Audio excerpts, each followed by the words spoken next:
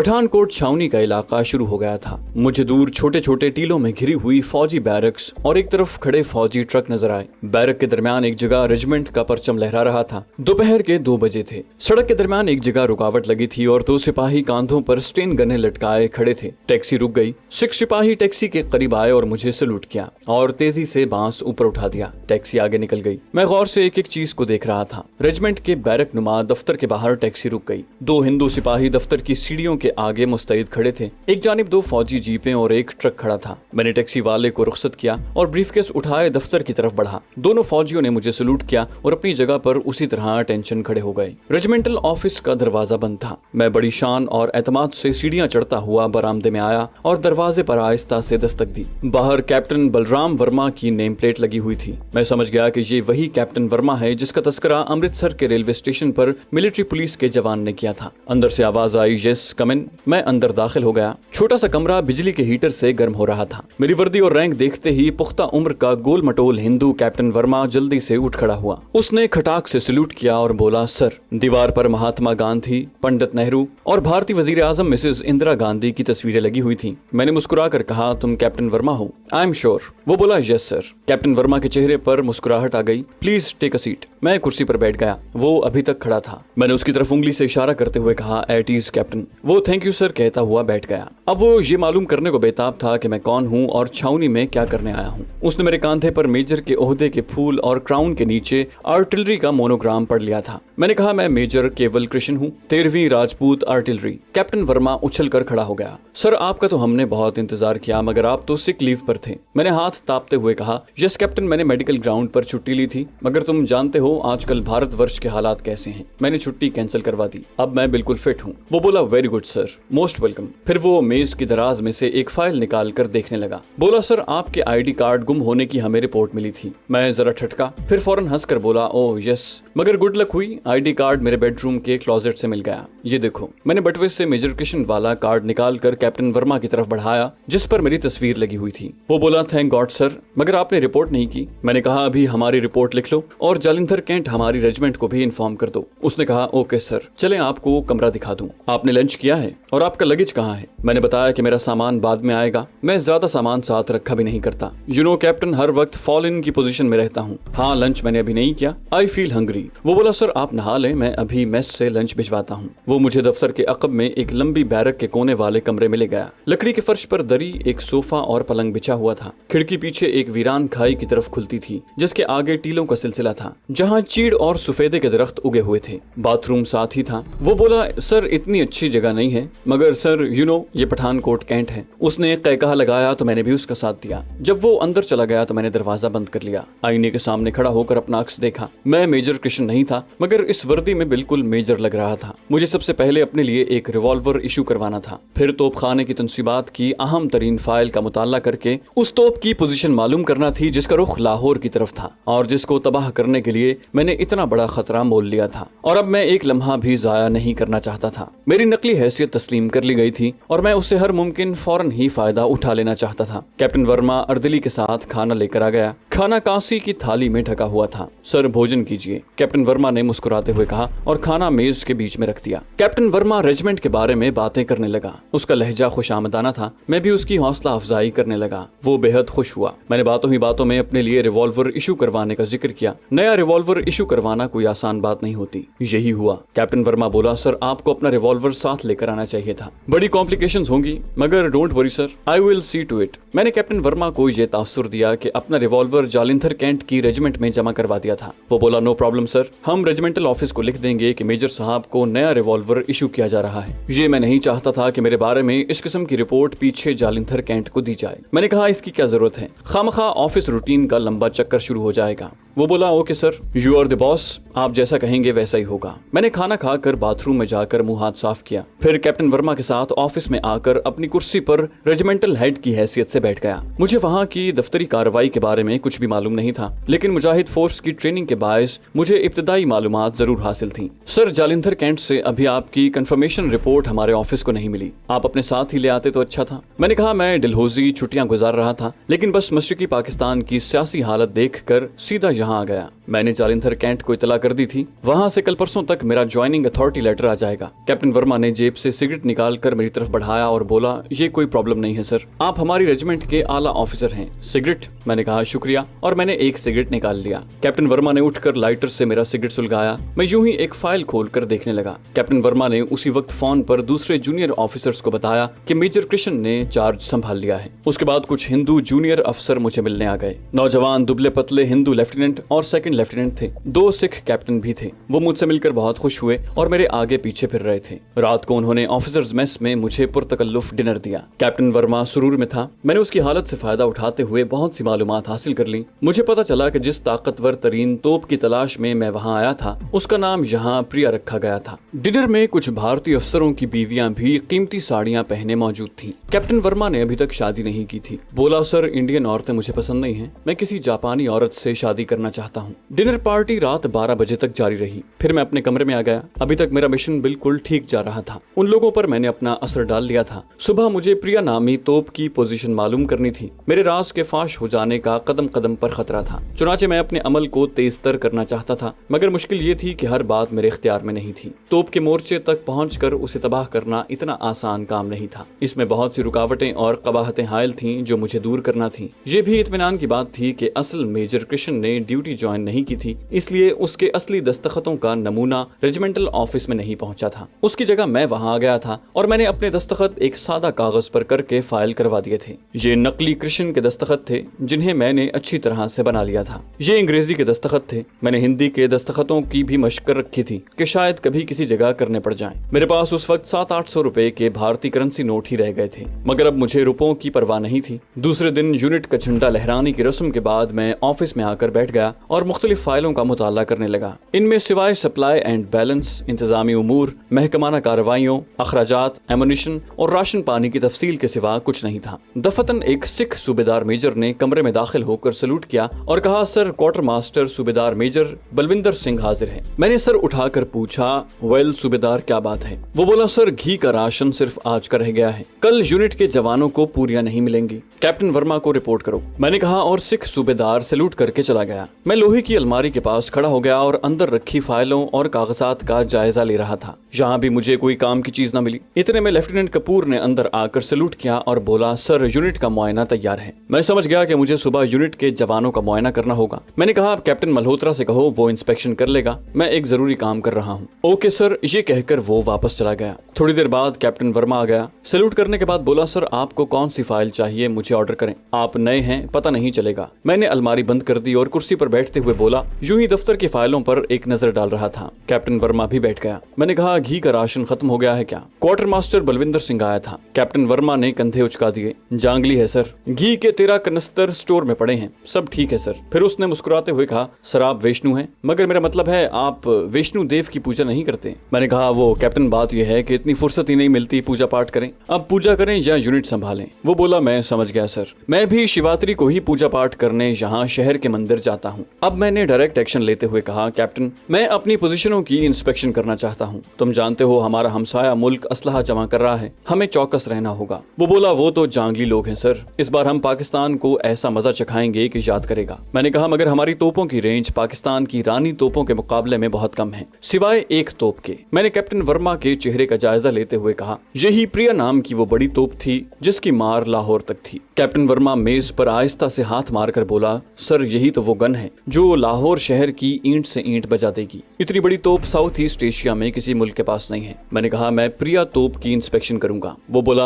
आप जीओसी हैं सर, अभी चलिए। कम ऑन कहकर मैं कुर्सी से उठा और कैप्टन वर्मा के साथ बाहर आ गया। हम एक फौजी जीप में सवार हो गए। जीप रेजिमेंटल सेंटर से निकलकर टीलों की जानिब रवाना हो गई। ये मैदानी इलाका भी था और पहाड़ी भी, कहीं घने दरख्तों के झुंड थे और कहीं पहाड़ी तोते खड़े थे। हमारी जीप एक पहाड़ी पर चढ़ने लगी। ऊपर एक छोटा सा मैदान था, जहाँ 4 गार्ड पहरा दे रहे थे। हमारी जीप एक तरफ रुक गई। उन्होंने हमें सैल्यूट किया। कैप्टन वर्मा बोला, सर वो देखिए, वो सामने वाली टेकरी के अंदर प्रिया तोप का मोर्चा है। मैंने कहा, वेरी गुड, भगवान हमारी रक्षा करेगा। ये कहकर मैं कैप्टन वर्मा के साथ टेकरी की तरफ बढ़ गया। यहाँ टेकरी के अंदर एक गोल कमरा सा बना दिया गया था, जिसके वस्त में एक बहुत बड़ी तोप नस्ब थी। तोप का आधा धाना दीवार के एक सुराख से निकला हुआ था। गनमैन एक तरफ कतार में खड़े थे। कैप्टन वर्मा मुझे तोप के पास ले गया और उस पर हाथ रख कर बोला, सर ये लाहौर के दुश्मन है, इसका गोला यहाँ से फायर होकर लाहौर में तबाही मचा देगा। दूसरा गोला थोड़ा आगे और तीसरा गोला उसके जरा आगे। यूं 1 मिनट में लाहौर को तबाह कर देंगे और हमारे एडवांस ट्रूप्स लाहौर में दाखिल हो जाएंगे। मैंने मुस्कुराकर कहा, हाँ, प्रिया गन शिव भगवान के प्रतीक है, इस बार हम पाकिस्तान को तारीखी शिकस्त देंगे। मैंने ऊपर से तो यही कहा मगर दिल में नाउजुबिल्लाह पड़ने लगा।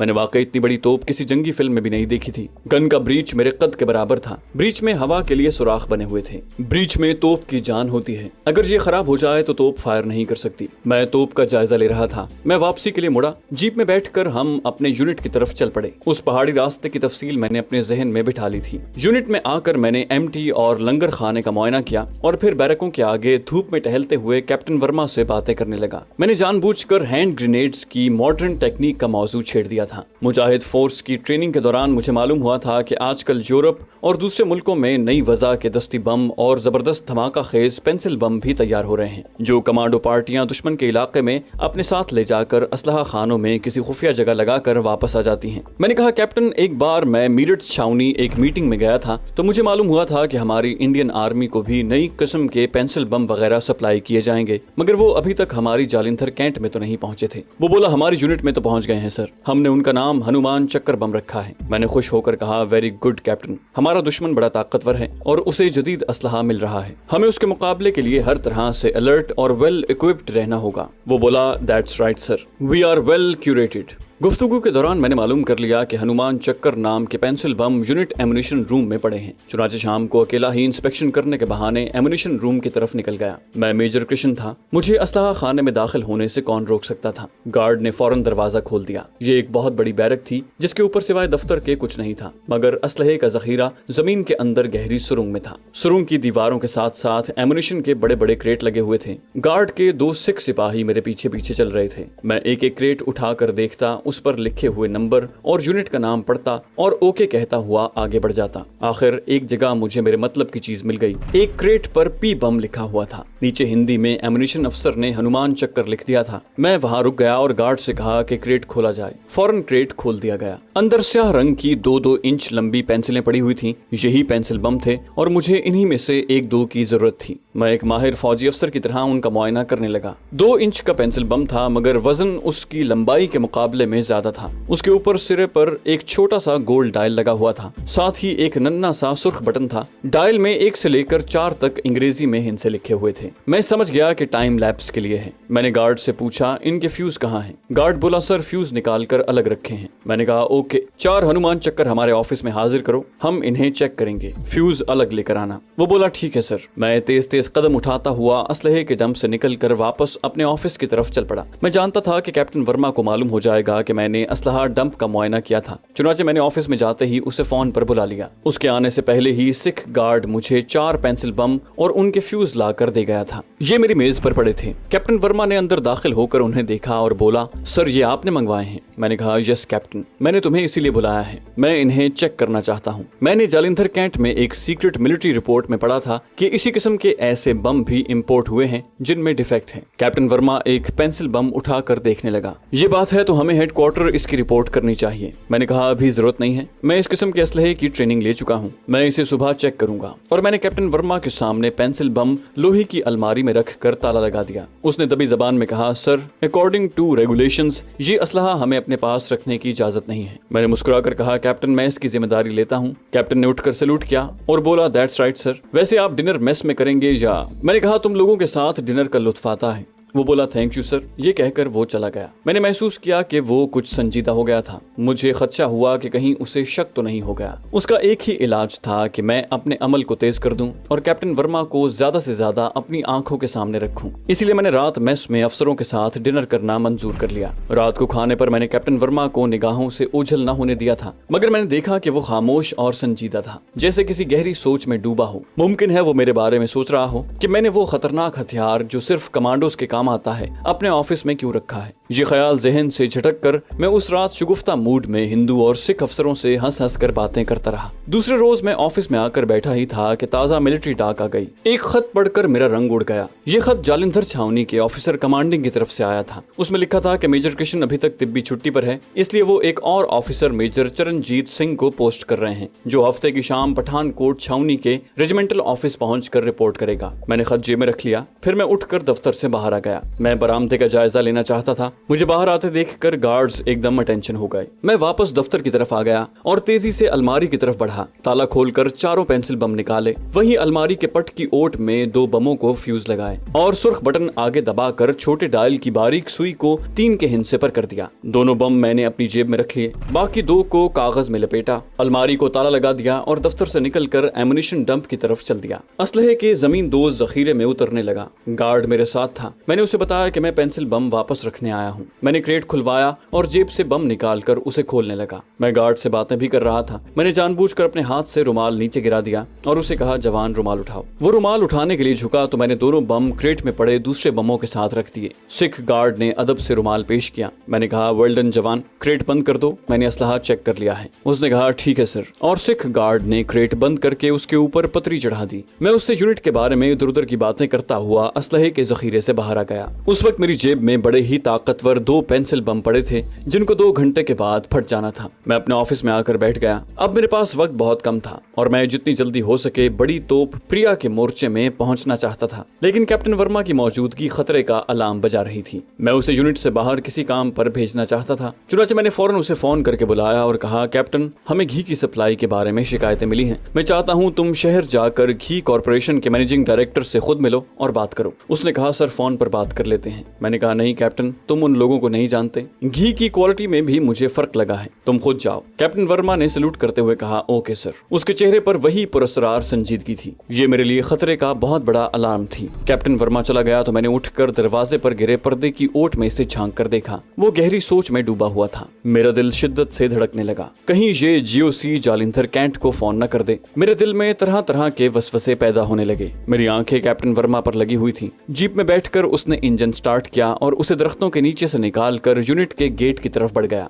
जब वो अहाते से निकलकर शहर जाने वाली सड़क पर रवाना हो गया तो मैं वापस अपनी कुर्सी पर आकर बैठ गया। नए मेजर चरणजीत सिंह के चार्ज लेने में अभी 2 दिन पड़े थे। उसकी मुझे फिक्र नहीं थी। परेशानी इस बात की थी कि कहीं कैप्टन वर्मा शहर जाकर मिलिट्री पुलिस को फोन न कर दे कि उसे मेजर कृष्ण पर शुबा है। कुछ भी हो सकता था। हालात करीब करीब हंगामी ही थे। एक बार मुझ पर मिलिट्री पुलिस ने हाथ डाल दिया तो फिर निजात नामुमकिन थी। वक्त गुजर रहा था। मेरी जेब में पड़े हुए दोनों पेंसिल बमों के अंदर लगी हुई नन्ही सी गरारी ने चलना शुरू कर दिया था और पौने 2 घंटे बाद इन बमों को कयामत खेज धमाके के साथ फट जाना था। कैप्टन वर्मा शहर जा चुका था। कम से कम मुझे तो यही यकीन था। अब इस किस्म के खदशात पर गौर करने का वक्त नहीं था। मैं उठने ही लगा था कि फोन की घंटी बजी। मेरा दिल जोर से धड़कने लगा। मैंने रिसीवर उठा लिया। दूसरी तरफ से आवाज आई, हेलो कैप्टन वर्मा। मेरे मुंह से अपने आप ही निकल गया, यस। दूसरी तरफ से भारी आवाज आई, मैं जालिंधर कैंट रेजिमेंटल से कर्नल बहादुर राज मुखर्जी बोल रहा हूँ। मैंने कहा, यस सर। वो बोला, कैप्टन, तुम्हें हमारा खत मिल गया होगा। मेजर चरणजीत सिंह को सैटरडे को चार्ज लेना था, लेकिन हमने उसे कल ही भेज दिया है। वो आज तुम्हारे पास किसी वक्त पहुंच जाएगा। ओके? मैंने कहा, ओके सर। उसने पूछा, उधर यूनिट के जवान सब ठीक ठाक हैं? मैंने कहा, ओके सर, और फोन बंद हो गया। मेरी तो जान हवा हो गई थी। एक मुसीबत को बड़ी मुश्किल से रवाना किया था और दूसरी मुसीबत शहर से किसी भी वक्त छावनी आने वाली थी। मेरा राज फाश होने में थोड़ा वक्त ही रह गया था, या यूं कह लीजिए कि मौत और मेरे दरमियान चंद कदम का फासला था। अगर असली चरणजीत सिंह चार्ज लेने यहाँ पहुंच गया तो मेरा भांडा फूट जाएगा और मेरे लिए यहाँ से फरार होना भी मुमकिन नहीं रहेगा, जबकि अभी मेरा मिशन पूरा भी नहीं हुआ था। मैंने घड़ी की तरफ देखा। मेरी जेब में पड़े पेंसिल बमों के फटने में 1.5 घंटा बाकी था। मैं अपने ऑफिस से निकल आया। अब इतना वक्त नहीं रहा था कि अपने बैरक वाले कमरे की तरफ जाता। मैं दरख्तों में खड़ी दूसरी जीप तक पहुंचा और तेजी से प्रिया तोप के मोर्चे की तरफ रवाना हो गया। टेकरी तक पहुंचते पहुंचते मुझे 7-8 मिनट लग गए। मेरी जीप देखकर वहां के गार्ड अटेंशन हो गए थे। मैंने जीप से उतरते ही रोबदार आवाज में बोलना शुरू कर दिया, तुम लोग ड्यूटी से इधर उधर क्यों होता है? कैप्टन वर्मा को तुम्हारी शिकायत मिली है। तुम यहाँ यूनिट में है जांगली लोग। इधर फिल्म देखने नहीं आया। ये कहकर मैं सीधा तोप के बंकर में उतर गया। गनर अटेंशन हो गए थे। मैंने उन पर रोप झाड़ना शुरू कर दिया और उन्हें कहा, चलो बाहर जाकर फॉल इन हो जाओ। वो एक कतार में बाहर निकल गए। अब मैं अपने शिकार के सामने तन्हा खड़ा था। वक्त किसी तेज रफ्तार परिंदे की तरह उड़ा जा रहा था। मैंने जेब से पेंसिल बम निकाले और उन्हें तोप के ब्रीच के सुराखों के अंदर धकेल दिया। मुझे ऐसे लगा जैसे मेरे सर पर कोई बहुत बड़ा बोझ उतर गया हो, और फिर मैं तेजी से बाहर आ गया। बाहर चारों गनर्स और चारों गार्ड्स फॉल इन होकर अटेंशन खड़े थे। मैंने उन्हें मजीद डांटने के बाद ड्यूटी ठीक देने की हिदायत की और फिर जीप में सवार होकर वापस चल पड़ा। पेंसिल बम मैंने ब्रीच के अंदर इस तरह गिराए थे कि उन बमों को कोई नहीं देख सकता था। अब मेरा प्रोग्राम जीप समेत भागने का था। बमों के फटने में 1 घंटा कुछ मिनट बाकी थे। मेरी जीप यूनिट के गेट के करीब पहुंच गई। जीप को गेट में ले जाने की बजाय मैं तेजी से गुजर गया। रास्ते में मुझे कैप्टन वर्मा के मिलने का अंदेशा था और ऐसा ही हुआ। अभी मैं 1 फरलांग भी नहीं गया था कि सामने से कैप्टन वर्मा की जीप आती दिखाई दी। मैं उससे बात किए बगैर निकलना नहीं चाहता था। ऐसी सूरत में उसका शक यकीन में बदल जाता और सारी मिलिट्री मेरे ताक़ुब में निकल खड़ी होती। मैंने जीप रोक दी। कैप्टन वर्मा जीप से उतरा और बोला, सर कंप्लेंट रजिस्टर करवा दी है, सब ठीक हो जाएगा, मगर आप कहाँ जा रहे हैं? मैंने कंधे उचका कर मुस्कुराने की कोशिश करते हुए आंख मारी। मैं एक प्राइवेट काम से जा रहा हूँ, अभी आ जाऊंगा। जवाबन कैप्टन वर्मा बिल्कुल नहीं मुस्कुराया। उसका चेहरा वैसे ही संजीदा रहा। कहने लगा, ओके सर। मैंने कहा, मैं अभी वापस आ रहा हूँ कैप्टन, डोंट वरी। ये कहकर मैं जीप लेकर आगे निकल गया। मैंने आईने में देखा कि कैप्टन वर्मा अपनी जीप के पास खड़ा मेरी जीप को देख रहा था, लेकिन अब मुझे कोई परवाह नहीं थी। मैं जो काम करने आया था वो काम कर चुका था। अब सिर्फ मुझे एक हौलनाक धमाके का इंतजार था। ये कुदरती बात थी कि धमाके के बाद छावनी के सबसे बड़ी तोप के परखचे उड़ जाते और वहाँ अफरा तफरी मच जाती। कैप्टन वर्मा को यकीन हो जाता कि मैं ही वो एजेंट या तखरीबकार था जिसने तोप को पेंसिल बम से उड़ा दिया है। उसी वक्त पठानकोट और अमृतसर की मिलिट्री पुलिस को खबरदार कर दिया जाता कि एक पाकिस्तानी जासूस मेजर की वर्दी में मफरूर है, उसे फौरन गिरफ्तार किया जाए या गोली मार दी जाए।